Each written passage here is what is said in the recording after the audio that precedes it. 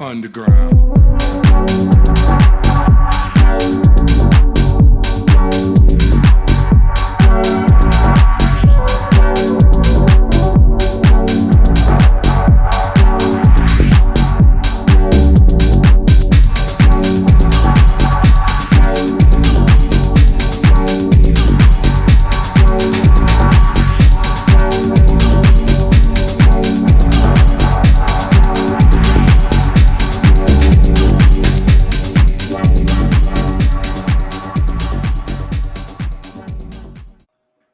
All right, guys, welcome to Out of Battery Not So Live tonight with Swarm Tech, and we have Cobra Economics with us tonight, the Houston gun buyback guy. How you doing tonight, Swarm? I'm doing. I'm doing pretty well, but I'm clearly not doing as well as Mr. Cobra Economics. Holy cow! I am honored to again be speaking to the man himself, the myth, the legend. Welcome to the Not So Live show. We're super glad to have you. Thanks, guys. It's good to be here. Absolutely. If you don't mind, I'd love to just go ahead and jump right into it.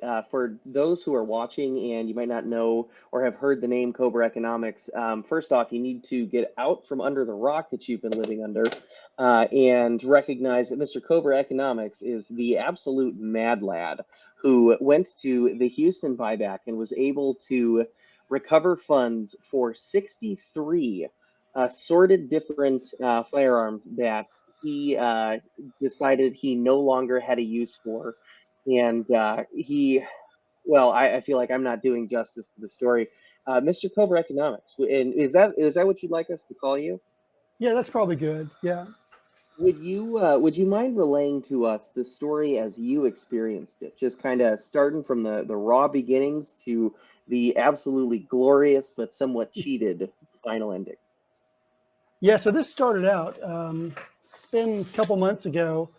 I saw something on the internet with a buyback, and they had some guns that really shouldn't have been sold back. That or shouldn't have been bought back, even though that whole idea is, you know, not true. They're never the government's guns, so they really can't buy back what was never theirs.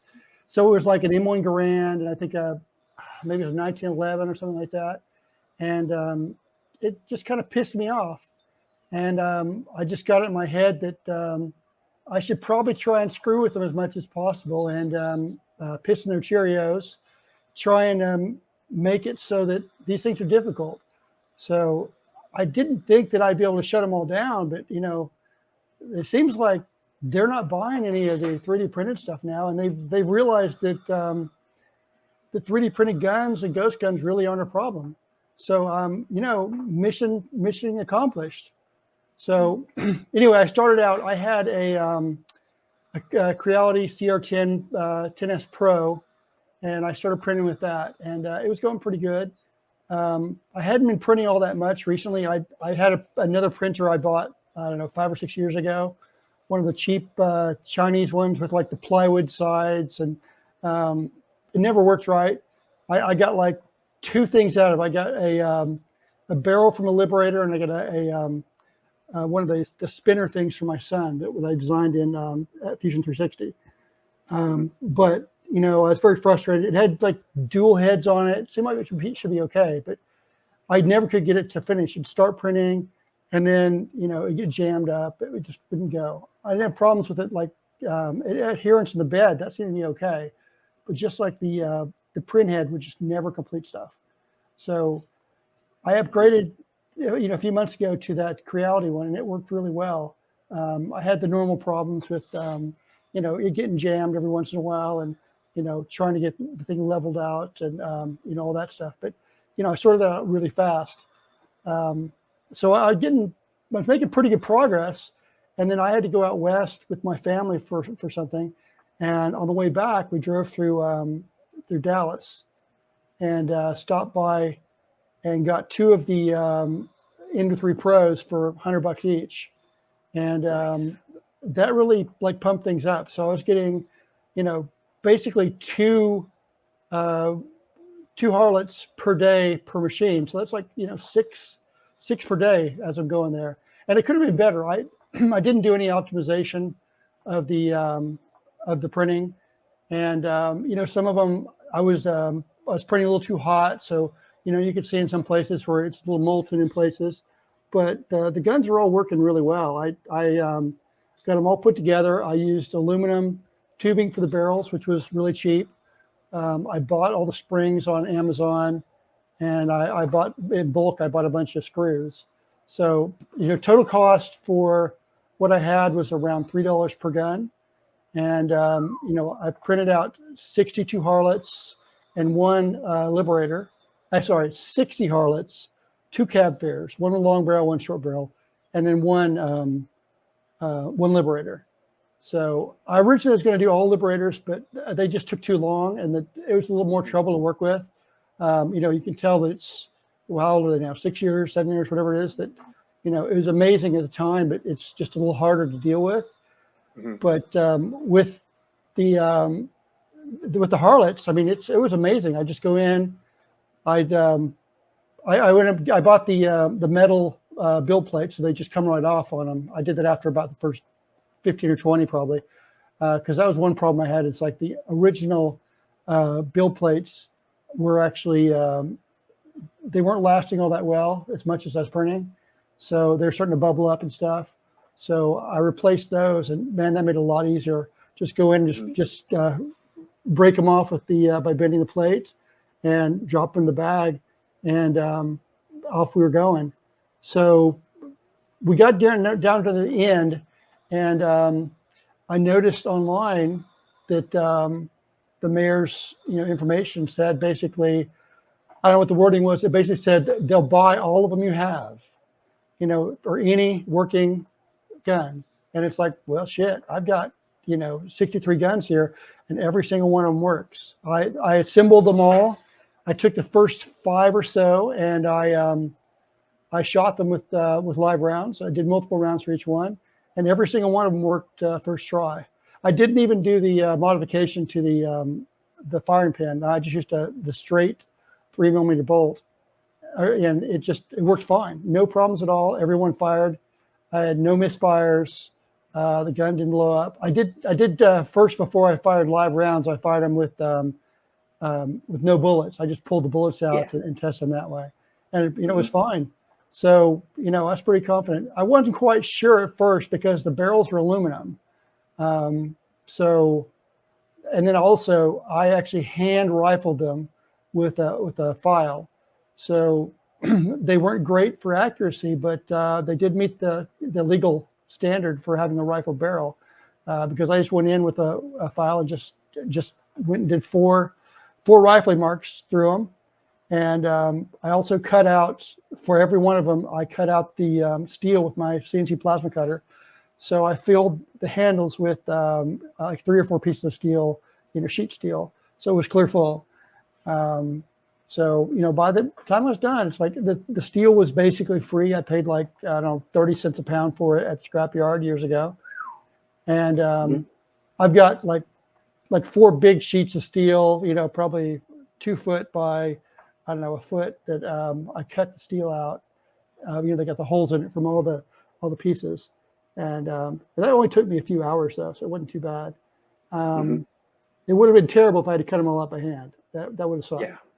But after that, I boxed them all up in the original box from one of my Ender 3D Pros, and that's the one you see in the videos from the buyback, and showing it. It's like, I thought it was appropriate to throw them all back in the box that the 3D printer came from, and then I stuck the Liberator on top, so that would be like obvious that what we're doing.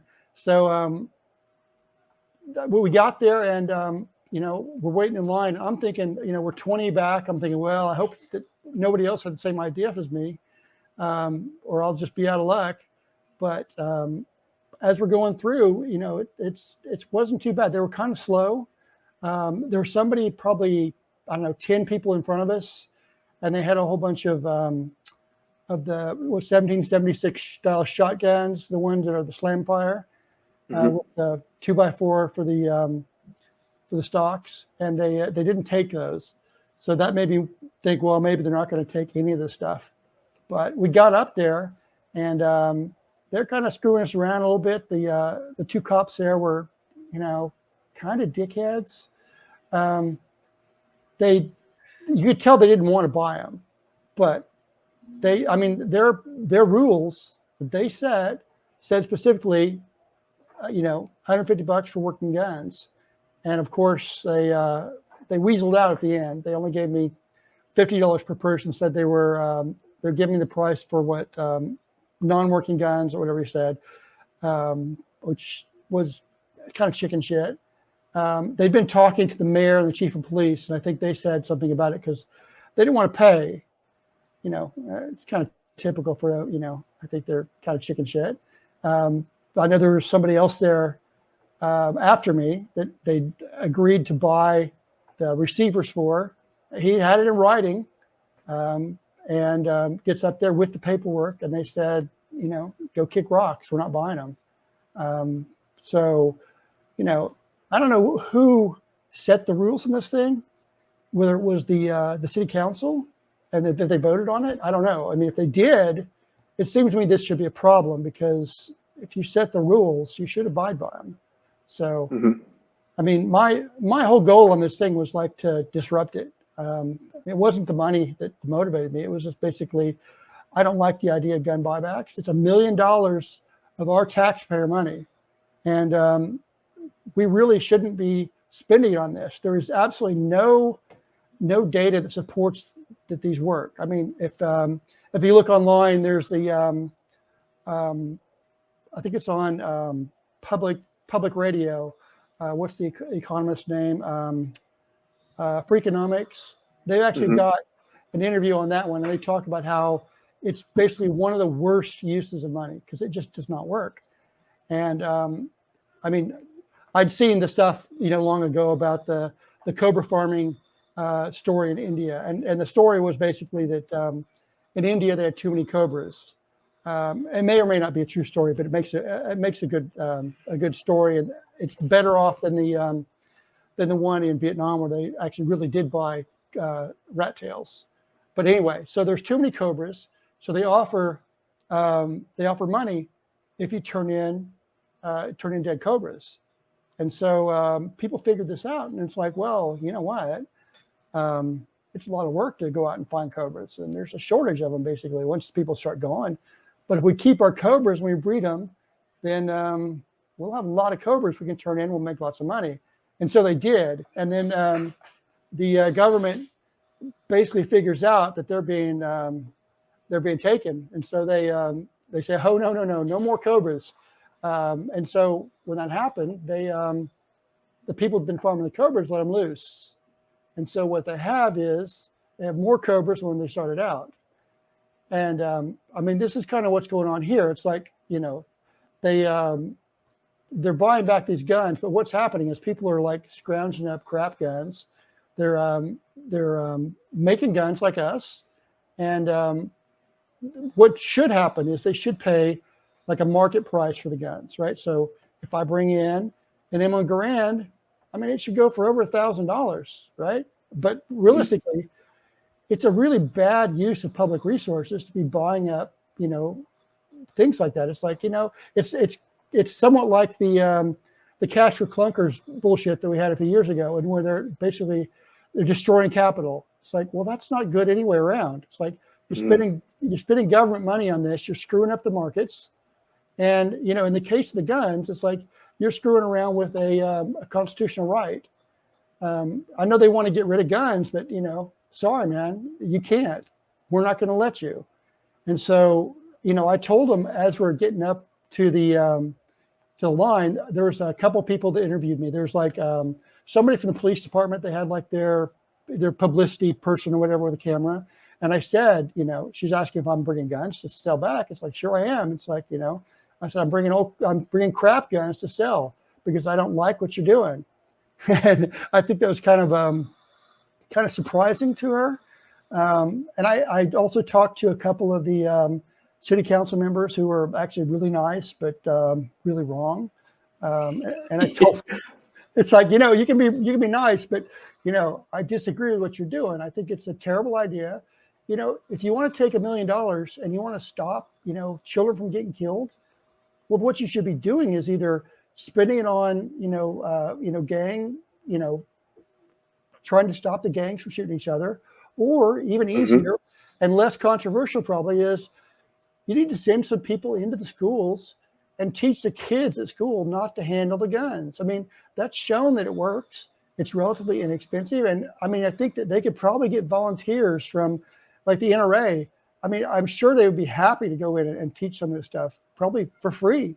That's kind of what they do. But no, it's like, NRA is like, it's the devil for these people, even though they've done some good things on that.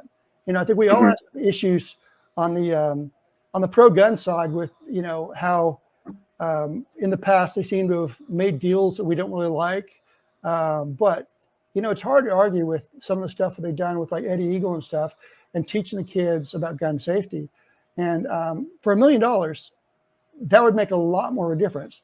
The stuff I said earlier about the Freakonomics, I think that they said the numbers they gave, I think from my, back of the envelope calculations on how many lives would be saved by this sort of thing. And this is really optimistic, would be less than one life for the entire $1 million. Like something like 0.8 lives or something like that. It's like, that's, and that's probably not even real. That's just like statistical noise. But if you sent into the schools, go into like the elementary schools and tell the kids, what, here's how you deal with the gun. It's like, who you tell about it, don't touch it. I was just watching a video the other day of some dumbass on Twitter or whatever, and they're like, they got their gun. They're like trying to get the gun in the battery. That young girl. Yeah. She guy puts it up next to her head and it's like doing some gangster thing, and she almost kills herself with a child in the room. And then she takes the gun that's probably loaded another live round into it, and she sits it down with a child next to her. It's like, okay, these people need to learn about gun safety. This whole thing, it's like, oh no, we'll just ban them all. It's a stupid idea because you can't get rid of 400 or 500 million guns, no matter what you want. If you're in Japan, can't ban stupidity either. Yeah, if you're in Japan, you can try and ban things, but as we saw, a few weeks ago, that doesn't work there either because somebody made one and killed the prime minister. So, I mean, there is no getting rid of the guns, and there is no stopping us from making our own. I mean, I'm printing more stuff right now. I saw that what's that one shitbird that's out saying that all these gun owners want more gun control. Former NRA lawyer, Bussy or whatever. He was talking about serial numbers required and stuff like that. It's like, well, no, they're not required. And I'm going to make a couple today just because he said that. So, yeah, I got 5 printers here now. So after I get out of the gun buyback, we went right over to Micro Center, and I got 2 more. So I got 4 Ender 3 Pros and got them home, did some upgrades on them, reflashed them. They're up and printing. So there's no stopping it. And the files are out there. I know they want to ban them. It's like who's trying that right now? New York and California. I don't know. Probably all the normal ones. Massachusetts. The occupied states. Yeah, exactly. It's like that's one of the best things I ever did was leaving those places. So yeah, I lived out in California for a few years, and I had my fill. It's a great place for weather, but the government out there is just totally batshit crazy. So I with the latest thing on the gun buybacks, it's like now they're saying they won't accept the 3D printer ones, but it's like there are more than one way to skin the cat here. So they're not going to accept 3D printed guns. They're not going to accept ghost guns anymore. I mean, are they trying to say that's not the problem? It's not dangerous anymore. I guess that's the deal. I mean, yeah, it's like, I mean, it's not a problem. I mean, as much as they say it is, you might see more of the guns just because it's probably easier for them to do that than go out and jack somebody and steal their stuff. But there's plenty of that if they don't have them if they can't get them from, say, 3D printing or whatever, or from making one at 80%, they'll get another way. I mean, they're a tool of the trade. It's like, what's the going rate out on the market in some of these places? It's quite a bit. They'll find a way to get them. When there's almost 500 million guns in the country, it's not hard to get one. I mean, you don't need to be controlling the guns, you need to be controlling the criminals. So if somebody is not trustworthy enough to have a gun, well, maybe they shouldn't be on the street. Got a point. Yeah, I mean, I know it's just the whole idea of what they're doing is futile. It's like you're not going to control it, no matter what you do. If they go and they pass like a new regulation on selling, 3D printed guns or selling assault weapons or selling pistols, it's like, well, you're only affecting things at the margins for people that obey the law. But the deal is that there's 400 or 500 million guns out there, and you can't reel them in. Even in Australia, they couldn't reel them all in. There's still a lot of guns. So, and the technology is advanced so much that, I mean, as you both know, it's like if you want to print something, it started out with the Liberator, which is single shot and somewhat unreliable, might do more damage to you than to the people that you're firing it at. But it was a proof of concept, and it's like it's a political point, and it just shows the direction we should go. But the new stuff out there, I mean, the Harlots I made they're fantastic. They work great. I wouldn't want to shoot 100 rounds through them at one go because they may not last, but they're good enough for basically like the Liberator in World War II. They had those, they could use them to go and I mean, the idea was they could go and use that to shoot a German and get their gun, and that was a good step. But now the other stuff that's coming out, I mean, I 3D printed the Hoffman AR-9. I did one of the Hoffman AR-15s. I did another one. I'm not even sure who made this one. You guys probably know. Yep, I'm going to put it. I did another AR-15. I'm printing one of the semi-auto Stins from Black Lotus. It's still in beta. So, they're getting better and better. I just got a barrel and stuff for doing one of the FGC 9s. I got some Glock barrels as well for something else. I'm not sure what yet, but I mean, they're getting to be like real guns basically. So you get a 9mm from scratch, it's semi-auto, and it works. And it's like, well, this is really hard to beat. Only limited by our imagination, I believe, is the quote. And I mean, we are so early in this process. I mean, the 3D printing is getting better. I mean, the 3D printing in metal stuff is amazing now. And, I think some of the patents are either wore off or about to wear off. And, I mean, I'm expecting not very long, people will be doing it in metal. I mean, I just got a fiber laser here about a month ago, and I'm trying to do some other stuff with it, like maybe making some bolts and things like that, doing some 3D machining with it if I can. The software's not quite there. I've got to do some hacks to do it, I think. But I mean, it works. I cut out a guard for a Wakizashi sword here less than a month ago, and you definitely can cut through 1/4-inch steel. It just takes quite a few passes. I wasn't even on the best most focused lens on it, so I just switched over last night, and it's catch a lot better now with the smaller lens. You sound like you're ready to start printing in some nylon filament, some industrial grade stuff. I am actually some black aluminum. Yeah, exactly. I think that may be my next step. I just bought like 20 rolls of filament the other day, but I did not get any nylon yet or carbon fiber stuff. So, but I've got these cards that the mayor gave me, so I'll probably get some. So, do you have plans to attend another buyback? I might, but I'm actually working on something for the next buyback potentially. It's not 3D printed, and I have other plans for somebody else, for other people, for the next buyback that actually might really piss them off. So I can't give any Good. clues on that. I'll let you guys know if you want to later on but I don't want them to be clued in because I want to make sure that it's a surprise for them. That Yeah. I mean, I think the way we got it figured out, if this works, is they're not going to be able to stop it.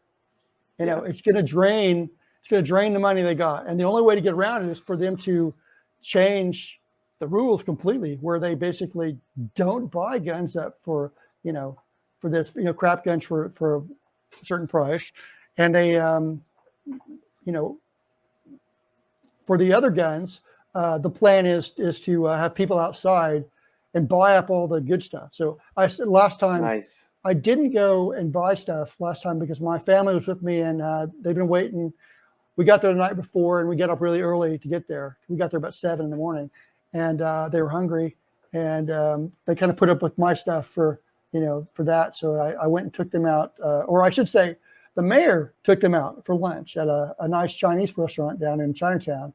And Nice. and then my daughter went into one of the Chinese grocery stores and found like 4 turtles in the grocery store, which of course weren't for pets, but she ended up getting them anyway. The mayor paid for that too, liberated 4 turtles. I told her we're going to take them home and eat them, but she didn't like the idea. But Yeah. yeah. So Not ideal. I'm not sure I really want to eat turtles anyway. I don't have a problem with people eating them, but Might be a little crunchy. Yeah, exactly. Turtles aren't exactly something that's on my menu. I'll eat most other animals, but not that. So, and then we got back and I started using the cards. I mean, I didn't mention here. It's like when we got up there to to sell the guns, they told me they'd only pay $50 a piece instead of $150. So they essentially cheated me out of $6,200. So, which I was a little irritated, and then I just tell them, if you look at my Facebook, my YouTube page, I've got a video of it, and I just tell them it's like they're saying you have to take $50 or just you get nothing, and it's like give me my money, and the guy's like I have to tell him like 3 times, give me my money, and finally it's like okay. So it's like, well, you only gave me $3,100, but I still won. So they gave me 62 MasterCard, I think MasterCard or Visa debit cards, and unfortunately they're all like $50 each, and you can't cash them. You got to actually use them. So they're MasterCard debit cards. I don't know if you can see it. Yeah. Mm-hmm. So. Yep. I've been going through and I've been spending them. I haven't spent some in a while here. I'm going to be doing some more meetups with some more gun people, YouTube and stuff like that. I've talked to a few of them down here in Austin, San Antonio, Dallas, maybe even Houston if people are interested, and let the mayor pay for lunch for these things. Or I've also I bought some parts kits to build some AR-15s for the kids. I bought my daughter a new Glock 43X for her birthday, and which will be her first gun. And I bought a couple of AK-47 receivers when we were at the Defense Distributed office. So I think one of those, maybe not this one, but I've got another one as well. I'm probably going to engrave it. And I'm thinking I'll probably take one of the parts kits I have and do a giveaway for one of the gun organizations. So I'm thinking Nice. I got to make sure I got to decide which one it is,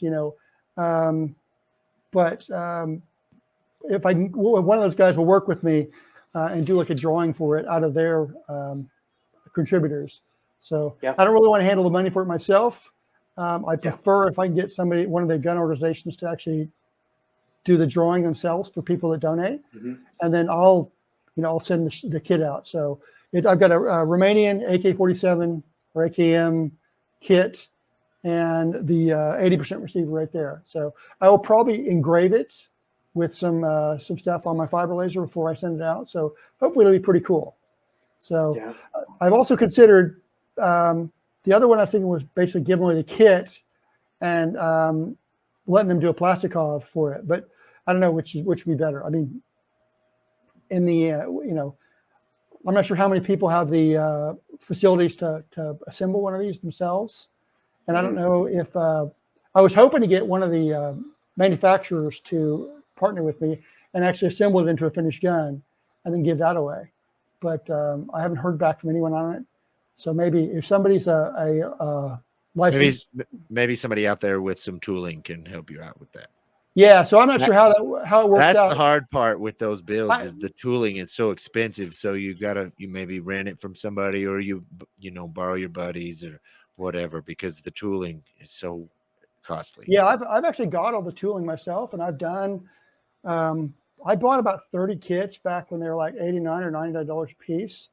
I got actually a little more than that. I got like 30 of the Romanians at different times. Yeah, and then I also got I got a one of the AMD 65s. No, actually 2 AMD 65s, and I got a 5.45 Krink, which is awesome. It's like brand new in the wrapper, unassembled. And I got a 7.62 Krink, which I've actually got. You can probably see it back behind me, up high on the wall. Very nice. Yeah, so that's when I built. I started out the first AK I'd ever built was that 5.45 Krink, which is now it's like people would be like, "Oh my God, you know what those things are worth?" But at the time it was like I think $300. Dirt cheap. And the 7.62 was the second one. The 5.45 was still not done. I had some problems assembling it. So one of these days I need to go down to maybe get Brandon to do one of his Krink rescues like he did before, because it's not the greatest. I assembled it on a one of the thicker AK receivers from I can't think what it is. Was it the one manufacturer in Houston? They made the thicker receivers. They're like, what's the normal thickness? 1 millimeter. They're like 0.3 millimeters thicker or something like that. So it's a real pain in the butt, because you got to narrow down your trunnions. You got to make some changes on your a bunch of other stuff to get it to work right. So I got it all figured out on the second one. It works great, but the first one is still not completely assembled. I've taken it apart to work on it. I just haven't felt like going back through and fixing my screw ups.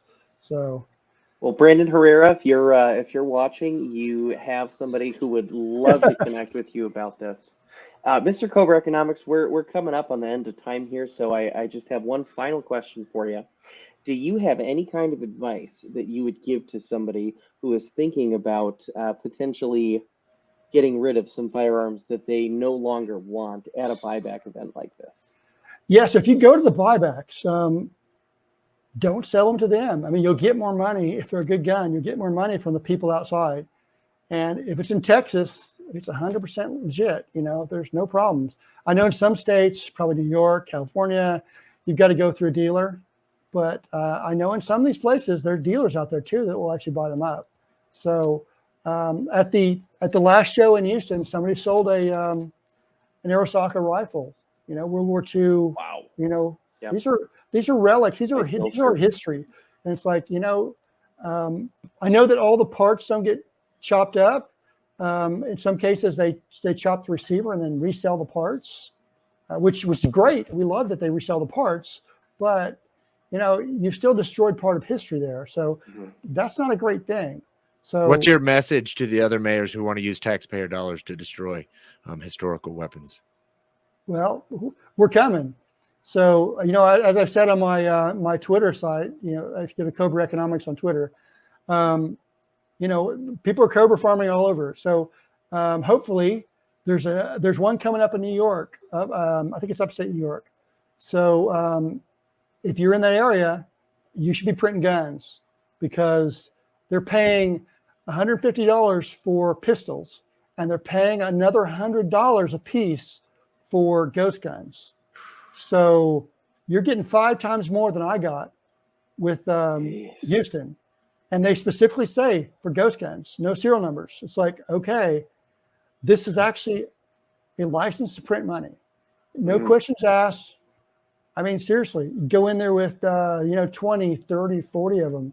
I mean, you're going to you're going to really screw up their process. And at the same time, you're going to get some cash you can use to buy up some other guns that shouldn't have been destroyed.